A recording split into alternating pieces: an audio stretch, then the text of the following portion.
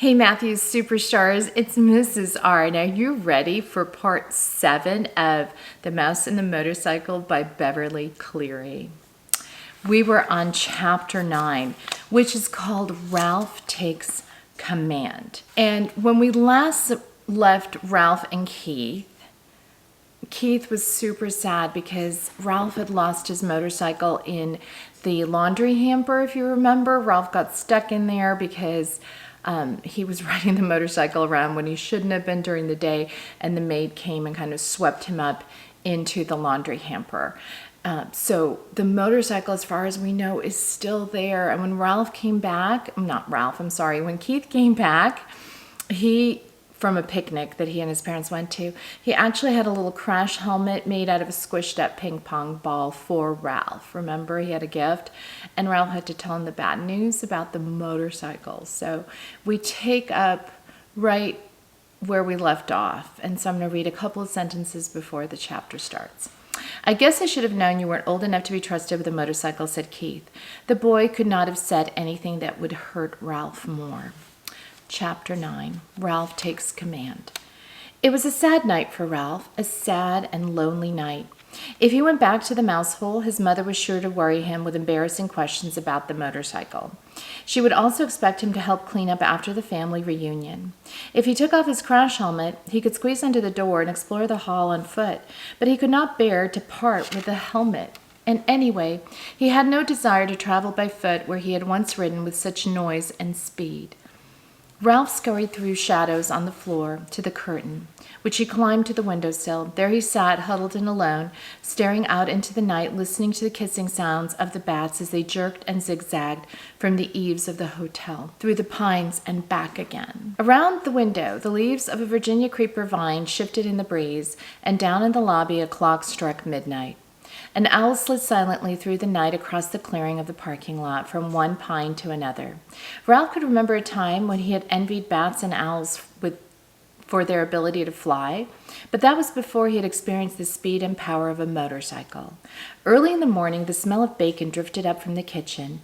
It brought back all Ralph's dreams of the ground floor. It was not long until he was embarrassed to discover that Keith was awake and was lying quietly in bed watching him. "Hi," said Keith. "Oh, hello." Ralph wished he had returned to the mouse hole before dawn. "Well, I guess it's about time for me to go home to bed." Keith sat up. "Don't go yet. Wait until my folks get up." Ralph leaped to the floor. "I didn't think you would want to talk to me after I lost your motorcycle. I may never have another chance to talk to a mouse." Ralph was flattered. It had never occurred to him that the boy would consider talking to a mouse anything special. "What would you like for breakfast?" asked Keith. "You mean we still get room service? After what I did?" "Sure." Keith pulled his knees up under his chin and wrapped his arms around his leg. "You mean you aren't mad at me anymore?" asked Ralph. "You mean you aren't mad at me anymore?" asked Ralph. "I guess you might say I'm mad, but not real mad," Keith decided. "I've been lying here thinking. It wouldn't be right for me to be real mad, because I get into messes myself. My mom and dad tell me I don't stop to use my head." Ralph nodded. "I guess that's my trouble too. I don't stop to use my head." "They say I'm in too much of a hurry," said Keith. "They say I don't want to take time to learn to do things properly." Ralph nodded again. He understood. If he had waited until he had learned to ride the motorcycle, he would never have ridden off the bedside table into the wastebasket. "I'll never forget the first time I rode a bicycle with handbrakes," reminisced Keith. "I took off down a hill. I'd always ridden bicycles with foot brakes, and when I got going too fast, I tried to put on foot brakes, only there weren't any." What happened? Ralph was fascinated. "By the time I remembered to use the handbrakes, I hit a tree and took an awful spill." Somehow this story made Ralph feel better. He was not the only one who had gotten into trouble. "The hard part is," continued Keith, "I am in a hurry. I don't want to do kid things. I want to do big things, real things. I want to grow up." "You look pretty grown up to me," said Ralph. "Maybe to a mouse," conceded Keith. "But I want to look grown up to grown-ups." "So do I," said Ralph with feeling. "I want to grow up and go down to the ground floor." "Everybody tells me to be patient," said Keith. "But I don't want to be patient." "Me neither," agreed Ralph. Someone stirred next door in room 216. "Well, I guess I better be running along," said Ralph. "Say, about that breakfast?" "Sure, what do you want?" "How about some bacon?" suggested Ralph, remembering the fragrance that had floated up to the windowsill. And some toast? With jelly? Agreed Ralph, and ran off to the mouse hole, eager to tell his family things weren't so bad after all. They were still entitled to room service. But when Ralph reached the mouse hole, he found pandemonium. His brothers and sisters and cousins were huddled together, squeaking with fright. His mother picked up a bunch of shredded Kleenex and put it down again, only to pick up another bunch as if she didn't know what to do with it. Uncle Lester and Aunt Dorothy were there too, stuffing crumbs into their mouths as if they expected never to eat again. "Dear me," Ralph's mother was saying. "Whatever shall we—" "Oh, Ralph, there you are at last. Where on earth have you been? Never mind. We haven't time." "Time for what?" asked Ralph. "What's going on around here?" "The housekeeper, your Uncle Lester, the sheets. Oh, do be quiet, everybody." Ralph's mother was so agitated she could not tell her son what was wrong.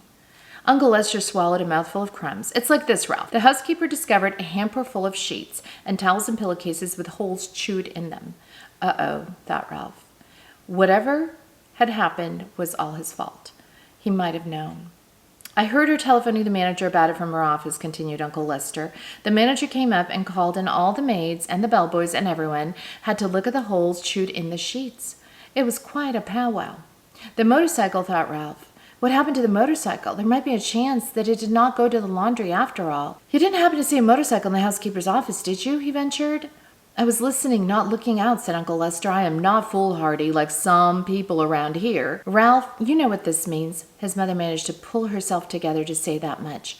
"It means war on mice," said Aunt Dorothy ominously. "It means traps, poisons," said Uncle Lester. "Who knows? This time the management might even spend money on an exterminator. We shall have to flee. There's nothing else we can do." "And if we flee, the owls will get us," said Ralph's mother, causing the brothers and sisters and cousins to set up an awful squeal. "Shh!" The mother mouse fluttered her paws in alarm. "Flee?" Ralph was bewildered. "Flee and leave room service?" "Room service!" exclaimed his mother. "How can we expect to get room service after you lost that poor boy's motorcycle?" "It's all right," Ralph assured his mother, and could not resist adding rather grandly, "I've already ordered. Room service is bringing us bacon and toast with jelly." And here's a picture of like what the mother is thinking is going to happen, all these poisons.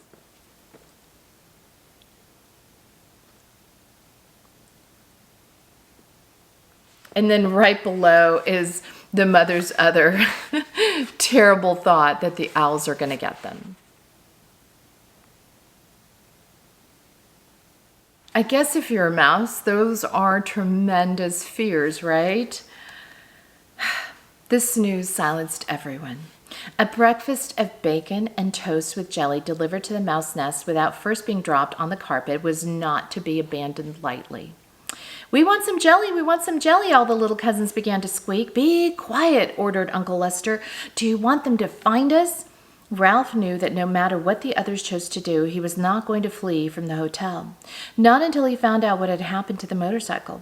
He was very sure of this, and all at once he felt calm and clear-headed as he had never felt before. He knew exactly what his family should do. "Be quiet, everybody," Ralph ordered, standing up straight so all his relatives could see him. "I will tell you what we're going to do." "See here, Ralph," interrupted Uncle Lester, "you're pretty young to be giving orders to your elders."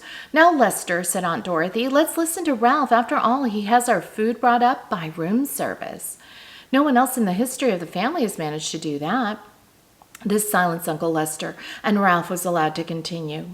"What we should do is keep quiet for a few days." Here he looked down at his little cousins, who for once in their lives were not squeaking. "I will arrange for room service to bring our meals so we don't have to go scrabbling around in the woodwork or scrounging around in the rooms. That way we won't be tempted to taste any poisoned food or go near any traps, and if the management doesn't see or hear any of us for a few days, they will forget about us. They always do." "Now, just a minute," said Uncle Lester. "This boy won't be here long. You know how it is with people here today and gone tomorrow." Ralph had the answer. "This is only Sunday. He will be here until Tuesday because Monday is the 4th of July, and his father said he won't drive in holiday weekend traffic. He always brings us plenty, and if we don't stuff ourselves, we can save enough to last until the management forgets us." Uncle Lester nodded thoughtfully. "That seems like a sound idea." Yes, but Ralph, there's one thing that worries me, said his mother. How are we going to tip room service? When people have a waiter bring food to the room, they always give him a coin or two for his service. We haven't any money. Ralph had not thought of this. If we're going to continue to accept room service, we must do the right thing, insisted his mother. Don't worry, I'll think of something, promised Ralph, in the grand way he had acquired since he had ordered a meal sent up to the mouse nest. Chapter 10, An Anxious Night. At first, Ralph's scheme worked. Keith delivered the promised bacon, toast, and jelly. The mice ate sparingly and laid aside the leftovers against the day Keith must leave the hotel. Ralph's mother continued to worry about tipping room service. I want to do the right thing, she insisted. There must be some way we could manage a tip. The mice dared not leave the nest to search for small coins that might have rolled under beds and dressers. It was late in the afternoon when Ralph heard Keith and his parents returning to their rooms. Very quietly, so that his toenails did not make scrabbling sounds in the woodwork, he slipped to the knothole and peeped out in time to see Keith flop down on the bed. Do I have to go down to the dining room for dinner? Keith asked his mother and father. I'm not hungry. Uh-oh, thought Ralph. There goes dinner. I told you not to eat the whole bag of peanuts so close to dinner time, said his father. I didn't eat all of it, said Keith. That's good, thought Ralph. At least there would be peanuts for dinner. You'll feel better after you get washed up for dinner, said Mrs. Gridley. Hurry along now. When his parents had gone into room 216, Ralph noticed that Keith seemed to drag himself off the bed. He walked to the wash basin, turned on the cold water, moistened his fingers, and wiped them all over his face. Then he turned off the water and gave the middle of his face a swipe with a towel, which he returned to the towel rack in such a way that it immediately fell to the floor. Here's a picture of Keith on his bed.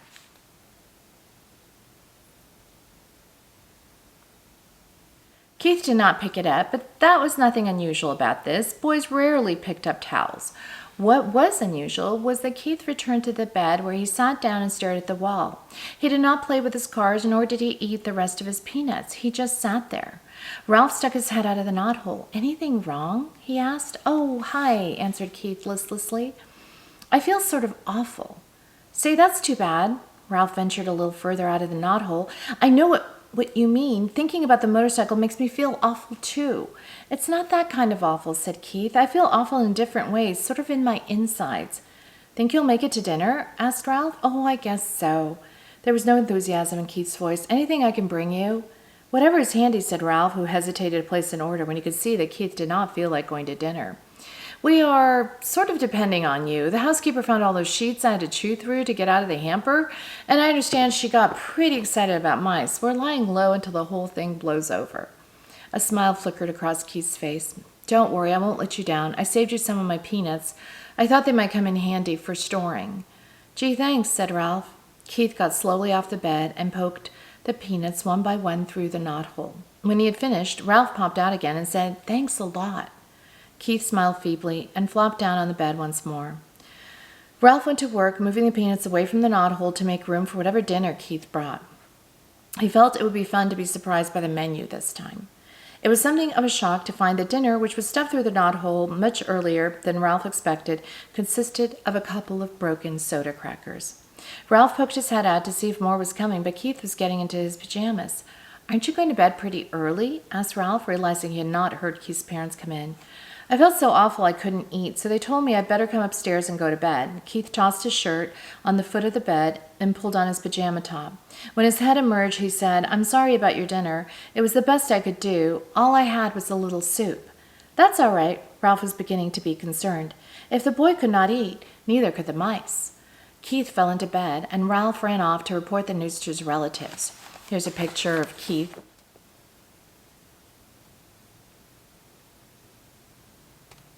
He was getting into his pajamas. What a shame, said Ralph's mother. The poor boy. Oh, dear, whatever shall we do? Cried Aunt Dorothy. Our very lives depended on him. The little cousins huddled together, big-eyed and frightened. Yes, what about us? Said Uncle Lester. How are we going to manage if he doesn't bring us our meals? It isn't safe for us to go pilfering when the housekeeper has declared war on mice. I knew it was a mistake to depend on people, said Aunt Sissy. We'll manage somehow. We always have. Ralph's mother was trying to be brave, but Ralph could see how worried she was. After all, he did bring us a supply of peanuts. We should be grateful for that. He didn't bring us many peanuts." Uncle Lester did not sound the least bit grateful. "The greedy fellow is probably ill from stuffing himself with the nuts he should have saved for us. Serves him right." "Now, Lester," fussed Ralph's mother, "the boy had a right to eat his own peanuts, but I do wish he hadn't been so hungry." Ralph returned to the knothole. Keith was lying in bed with his sports car in one hand. "How do you feel now?" said Ralph. "Awful," answered Keith. Before Ralph could reply, footsteps in the hall warned him that Keith's parents were coming. He drew back inside the knothole where he could observe without being seen. Mrs. Gridley paused by her son's bed and laid her hand on his forehead. "He does feel warm," she remarked. "He'll probably be all right in the morning," said Mr. Gridley. "He just hiked too far in the sun this afternoon." "I hope so." The boy's mother sounded less certain. Mr. Gridley filled a glass at the wash basin and brought it to Keith. "Here, son, drink this." When Keith had drunk the water, he fell back on the pillow and closed his eyes. His parents went quietly into room 216. When it was good and dark, Ralph ventured through the knothole. He could hear Keith's breathing deeply, and he knew that he was asleep. Since he had no one to talk to, he had found his little crash helmet where he had hidden it behind the curtain, and after he adjusted the rubber band under his chin, he climbed up to the windowsill to look out into the world beyond the hotel and to dream about the lost motorcycle. From his perch on the windowsill, Ralph saw that the parking lot held more cars than usual. This meant that the motels back on the highway were full and travelers had followed the sign pointing to the Mountain View Inn. He could hear the holiday weekend activity in the halls, too. People were walking up and down, luggage being set with a thump on the floor, keys rattling in locks. Gradually, as the night wore on, the hotel grew silent, more silent than usual for now. Even the second-floor mice were quiet. There was no scurrying, scrabbling, or squeaking inside the walls. In the silence, Keith tossed in his sleep and mumbled something that sounded like motorcycle. In a moment, his mother slipped through the doorway, pulling her robe on over her nightgown.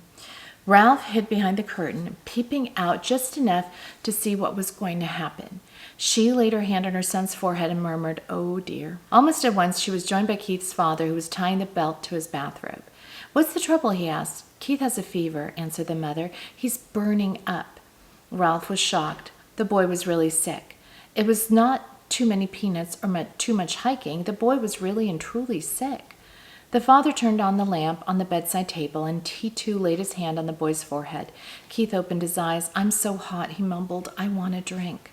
His mother pulled back a blanket, while the father brought a glass of water and held it up to his son's head so he could drink part of it. Ralph watched anxiously, but this time he was not selfishly concerned about room service. He was concerned about Keith, the boy who had saved him from a terrible fate in the wastebasket and who had trusted him with his motorcycle, the boy who had forgiven him when he had lost that motorcycle and who had brought food not only for Ralph but for his whole family. "We had better give him an aspirin to bring down his temperature," said Mrs. Gridley. Mr. Gridley started toward room 216, stopped, and snapped his fingers as if he had just remembered something. "I took the last one back in Rock Springs, Wyoming," he said. "I had a headache from driving toward the sun all afternoon. I meant to buy some more when we stopped, but I didn't think of it again until now." "I should have thought of it myself," said Mrs. Gridley. "I knew we were almost out." "Never mind, I'll get some." Mr. Gridley picked up the telephone, listened, shook it, listened again, and said, "That's peculiar. The line seems to be dead." "They might disconnect the switchboard at night," said the mother. "But surely there's someone on duty at the desk downstairs. Every hotel has a night clerk." "I'll go find out," said the father, and slipped out the door into the hall. "I'm so hot," mumbled Keith. "I'm so hot." His mother wrung out a washcloth in cold water and laid it on her son's forehead. "You'll feel better as soon as we get you an aspirin," she whispered. The minutes dragged by. "What's keeping him?" thought Ralph. "Why doesn't he hurry?" The old hotel snapped and creaked. Keith rolled and tossed, trying to find a cool spot in the pillow, and his mother wrung out the washcloth in more cold water. "When's Dad coming?" asked Keith, his eyes bright and his cheeks flushed. "In a minute," soothed his mother. "He'll be here in a minute." "I wish he would hurry," thought Ralph. Still the minutes dragged. Finally, footsteps were heard in the hall, and Mr. Gridley returned to room 215. "He's here with the aspirin," whispered Mrs. Gridley to Keith. "At last," thought Ralph. "I thought he would never come." Mr. Gridley shook his head. "There isn't an aspirin to be found in this place." He sounded thoroughly exasperated. "First of all, the night clerk was sound asleep on a couch in the lobby. I had a dickens of a time waking him up, and when I finally did manage to, he couldn't find any aspirin anywhere." "Oh, no!" exclaimed the mother. "Oh, no!" echoed Ralph's thoughts. What about the little gift shop off in the lobby? Asked Mrs. Gridley. It must sell aspirin. Locked up tight and the clerk went home with the key, answered Mr. Gridley. Oh dear. The night clerk was really very nice about it, said the father. He even came up and looked in the housekeeper's office. How far is the nearest drugstore? Well, here's a picture of the night clerk asleep. 25 miles back on the main highway, answered the father, and it closed at 10 o'clock and doesn't open until 9 in the morning. The mother held her watch under the lamp, and it's almost 1 o'clock. It is hours until morning. She crossed the room to wring out the washcloth again. What will we do? What can we do? Asked the father helplessly. I even telephoned the doctor, but there's been a bad accident back on the highway and he can't come. The night clerk said he would telephone the milkman before he starts his route at 6 and ask him if he can bring some aspirin. But he won't get here until 7 or later. All we can do is wait. Keith tossed under the cold washcloth. Mom, I think I'd like to go to sleep now, he muttered thickly. I guess that's all you can do, said his mother, and bent over to kiss his hot forehead before she turned out the light. Ralph did not even wait for the boy's parents to leave the room. As soon as the light was out, he leaped silently to the carpet, and by the time he had gone through the doorway into room 216, he had hidden his little crash helmet behind the curtain and was halfway through the knothole. Somewhere, someplace, in that hotel, there must be an aspirin tablet, and Ralph was going to find it. He only wished he had the motorcycle so he could travel faster. So what do we have here, second graders? First, we have Keith, the boy, rescuing Ralph from the wastebasket. And now our little Ralph, our little mouse friend, sounds like he's going to rescue Keith from a fever. So interesting development, right? The story's just getting better and better. Hope you guys are having a great week. And I will see you next week with another chapter or maybe 2 from The Mouse and the Motorcycle. It's getting so good, you guys. Bye. I'll see you next week.